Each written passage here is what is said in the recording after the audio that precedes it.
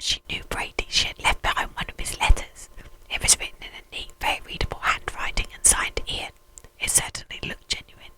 Moreover, Brady talked about outsiders, and it was obvious that he knew my work. We will call her Christine, and she told Joy that because of her orphaned background she had identified with Brady, and had then been the victim of a press stunt. This rang a bell. I had been going through my press cuttings and had seen a popular tabloid headline, "Am I Brady's daughter?" I showed my wife the picture of a pretty blonde girl on the front page. Yes, that's her. The girl was apparently staying at a local hotel, and I rang and arranged to meet her. After explaining why she wanted to write a book, she moved to our house for the rest of the weekend. She had spent the first 6 years of her life in a Manchester orphanage, then been fostered by a couple from London. Unfortunately, they had returned her to the orphanage when she was 10, and life ever since had then been miserable and insecure. That was why she decided to write to Ian Brady. Brady, one of the most notorious murderers in jail in Britain, had been committing his crimes in Manchester at about the time Christine was born. She fantasised that he might be her father, so she wrote to him. He replied, and she went to visit him in jail. A journalist got wind of the story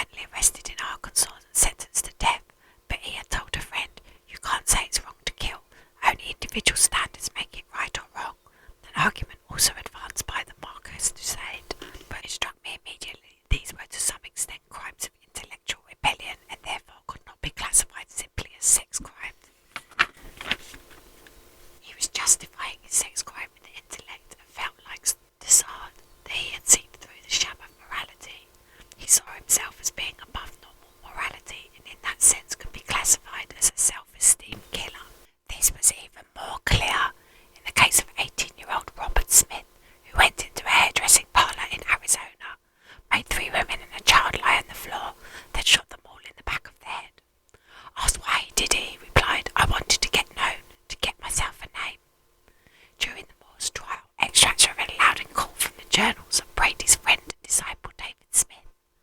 Murder is a hobby and a supreme pleasure. People like maggots, small, blind, worthless fish bait. God is a disease, a plague, a weight around man's neck. And when Smith admitted he had absorbed these views from Brady, it was clear once again that the Moors murderers could not be classified simply as sex crimes. They involved Maslow's fourth level self-esteem. The Moors murders always seemed a typical case of folly or due, yet there were certain anomalies. I entered into correspondence with Ian Brady, hoping to solve some of these riddles, such as why a quiet, normal girl who loved animals and children should take part in child murder. From this point of view, it proved as intriguing and rewarding as I had hoped. Even a bare outline of the case is